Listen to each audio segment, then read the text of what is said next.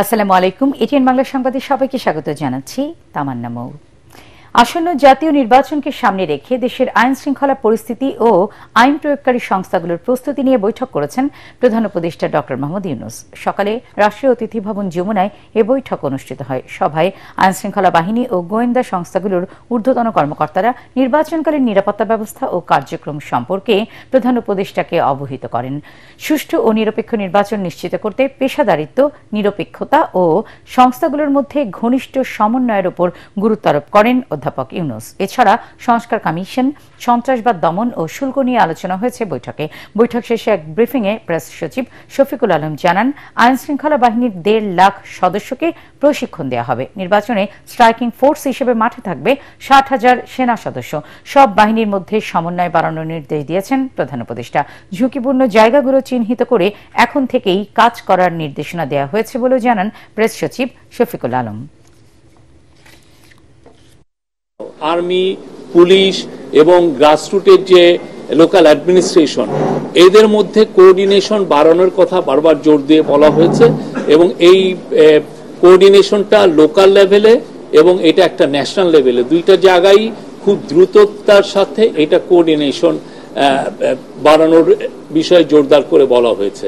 October এবং নভেম্বরে ১.৫ লক্ষ পুলিশের নির্বাচন বিষয়ে তাদেরকে ট্রেনিং দেওয়া হবে। সুরক্ষিত আকাশ প্রতিরক্ষা ও আধুনিক সুযোগ সুবিধার কারণেই রাজধানীতে যুদ্ধ বিমান পরিচালনা করা হয় বলে জানিয়েছেন বিমান বাহিনীর প্রধান সমন্বয়ক এয়ার কমান্ডার মোহাম্মদ মিজানুর রহমান। তিনি জানান, মাইলস্টোন স্কুলে যুদ্ধ বিমান বিধ্বস্তের ঘটনা অনুসন্ধানে শিগগিরই ঢাকায় আসবে চীনের তদন্ত দল। বিকেলে তেজগাঁওয়ে অ্যাভিয়েশন অ্যান্ড এরোস্পেস ইউনিভার্সিটিতে ব্রিফিংয়ে তিনি এসব তথ্য জানান। এ সময় স্কুলের অধ্যক্ষ বিমান বাহিনীর অবসরপ্রাপ্ত ক্যাপ্টেন জাহাঙ্গীর খান জানান, রাজুক ও বেসামরিক বিমান চলাচল কর্তৃপক্ষ বেবি চকের নিয়ম মেনেই উত্তরার মাইলস্টোনের ভবন নির্মাণ করা হয়েছে। উচ্চ পর্যায়ের একটা তদন্ত অলরেডি চলমান।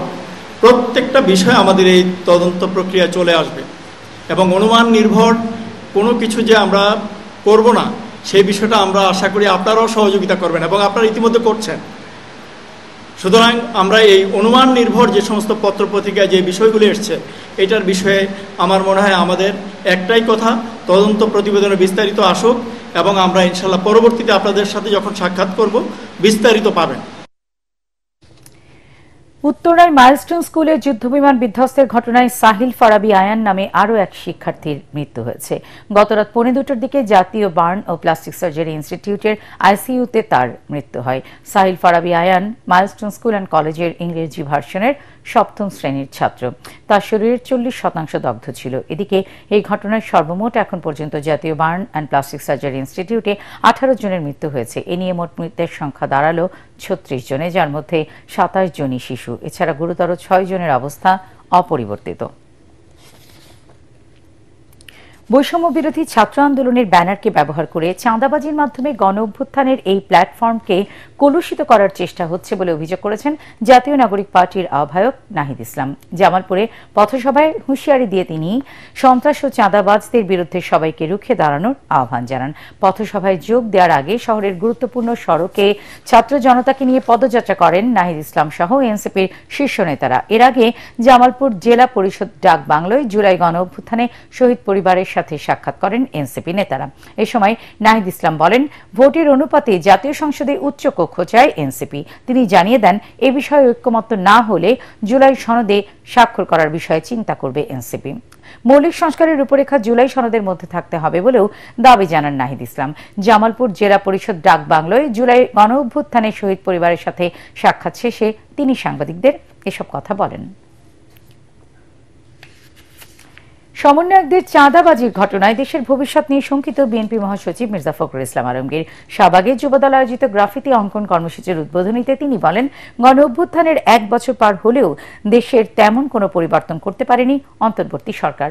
রাজনৈতিক দলগুলোর পারস্পরিক কোন্দল ফ্যাসিস্টদের আবারও ফিরে আসতে সুযোগ করে দিতে পারে বলেও শঙ্কা জানান তিনি।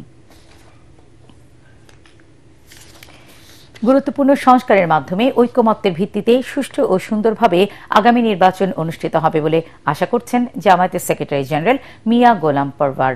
মগবাজারে দলীয় কার্যালয়ে দক্ষিণ কোরিয়ার রাষ্ট্রদূত পার্ক ইয়ং শিকের সঙ্গে বৈঠক শেষে এক ব্রিফিংয়ে তিনি কথা বলেন। বৈঠকে তৈরি পোশাক রপ্তানি শুল্ক সংস্কার ও নির্বাচনের ইস্যুতে আলোচনা করেন তারা। গোলাম পরওয়ার বলেন, আগামীতে দুর্নীতিমুক্ত দেশ গঠনে ভূমিকা রাখবে জামায়াত।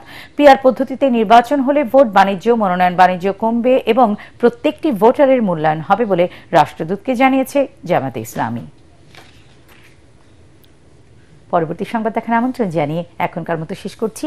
এটিএন বাংলা সংবাদ ইউটিউবে দেখতে ব্রাউজ করুন youtube/ATN Bangla News। আল্লাহ হাফেজ।